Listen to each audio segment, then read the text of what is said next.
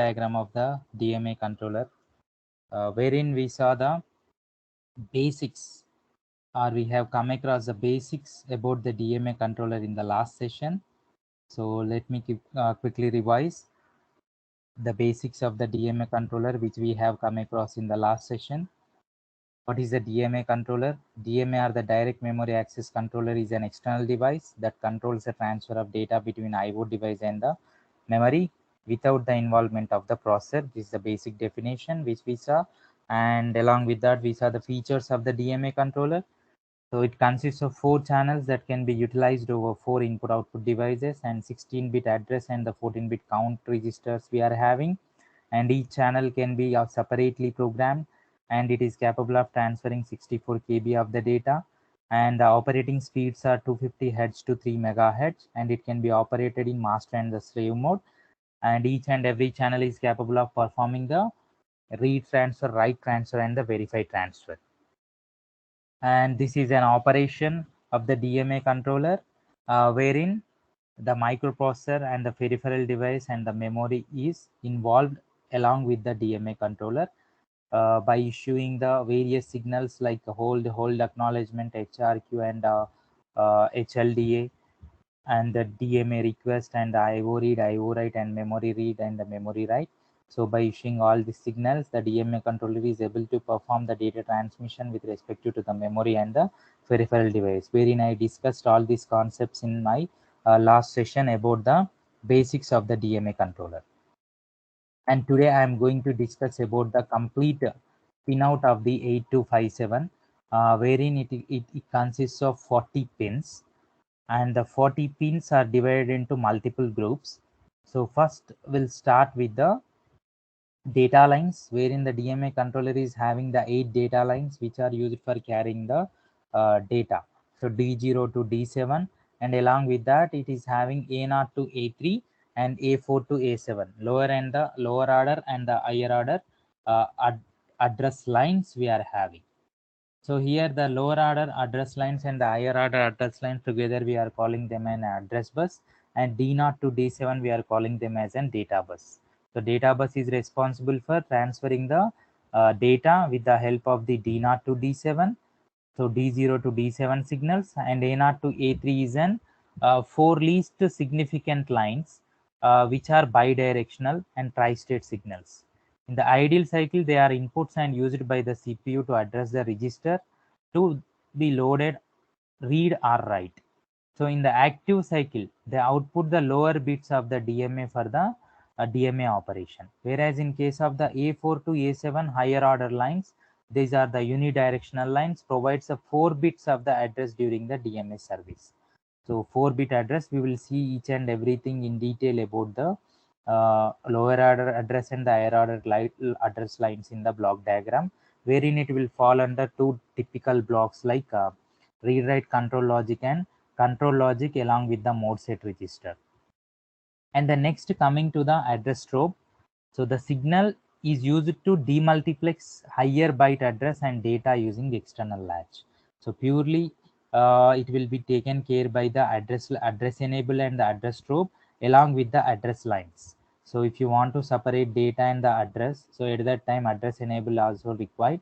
So which enables the 8 address lines, 8-bit latch containing the upper 8 address lines bit onto the system, wherein AEN can also be used to disable other system bus drivers during the DMA transfer. So no one can make use of it if AEN is disabled it.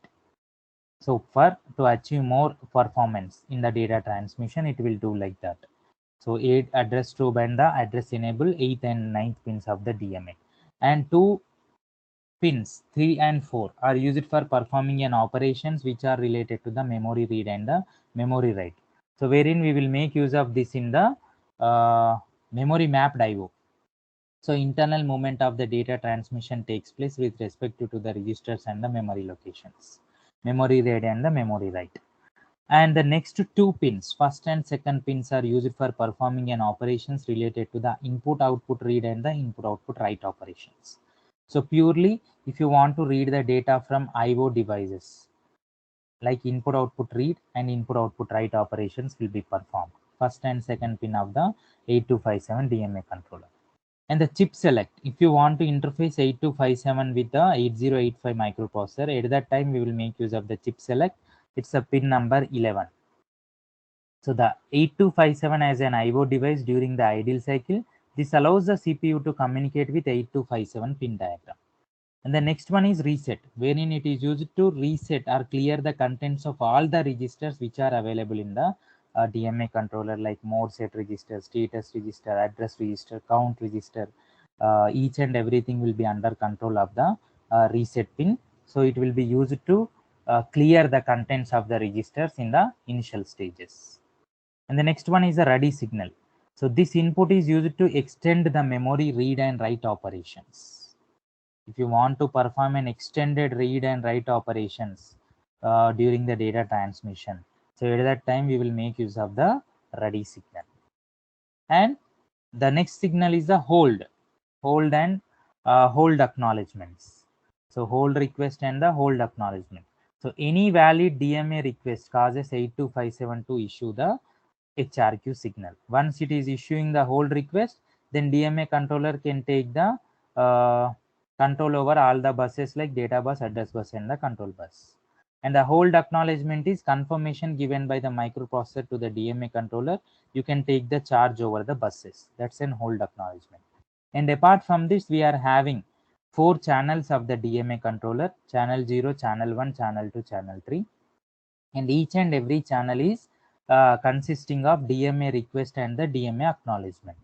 So with respect to 4 channels, in total we are having 12 signals which are associated, 8 signals associated with it, not 12, 8. So DRQ 0, 1, 2, 3 and DACK 1, 2, 3, 0, 1, 2, 3. So 8 signals are covering in the 4 channels.